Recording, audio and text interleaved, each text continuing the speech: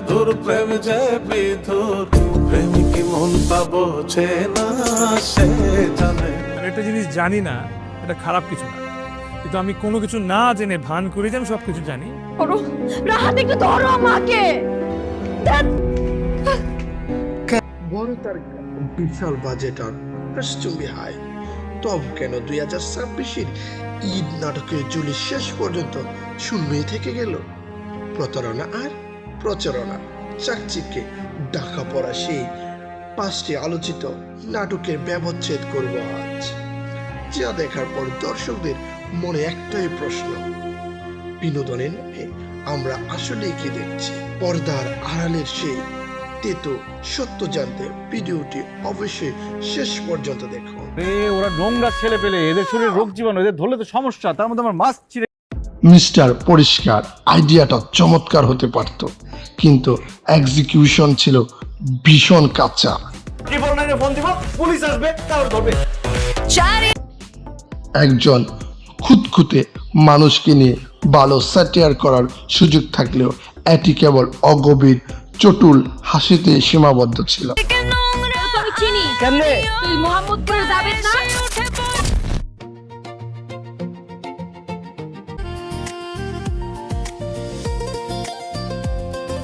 বাবা যে লোকটার সাথে বিয়ে ঠিক করছিল, আমি তাকে বিয়ে করতে পারতাম না।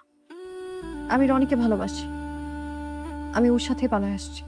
একটা অগোছালো প্রেমের গল্প, ক্যারেক্টারগুলো কোনো মোটিভ ছিল না। পুরো নাটক শেষ হওয়ার পর মনে হয় কেন চরিত্রগুলো এমন আচরণ করলো, তার কোনো লজিকই পাওয়া গেল না। আমার মনে হয় কি ওরা ট্র্যাপ হইতে। আমার নিয়ে যাও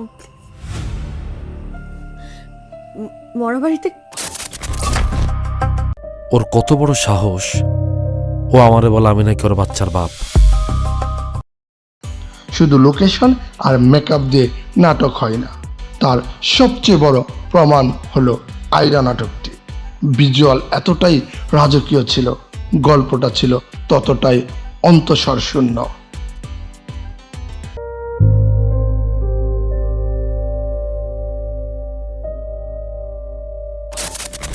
আরে আপা, যেটা জ্যাক সেটাই জয়নাল, যেটা জয়নাল সেটাই Jack, same same but no different.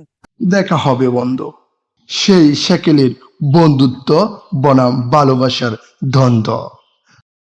পাতার বাইরে মানে আপনি কই? আমি কোসাই মধ্যে গেছি।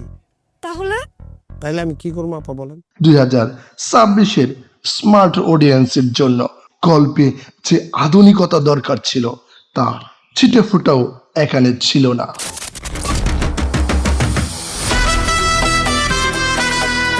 রহস্য দানা বাঁধার আগেই গল্পটি জগা খিচুড়ি আর কাবজাব পাকিয়ে গেছে। টুইস্ট দেওয়ার নেশায় পরিচালক গল্পের বেসিক সেন্সটাই নষ্ট করে ফেলেছে। তোর একমাত্র কাজ তুই আমার বিয়ে করবি। আমার পক্ষে তা লাল সুধা বাড়িতেছে। দেখুন, প্রচারণার আলো দিয়ে আপনি একবার দর্শক টানতে পারবে, কিন্তু ভালো গল্প ছাড়া তাদের মন জয় করা অসম্ভব।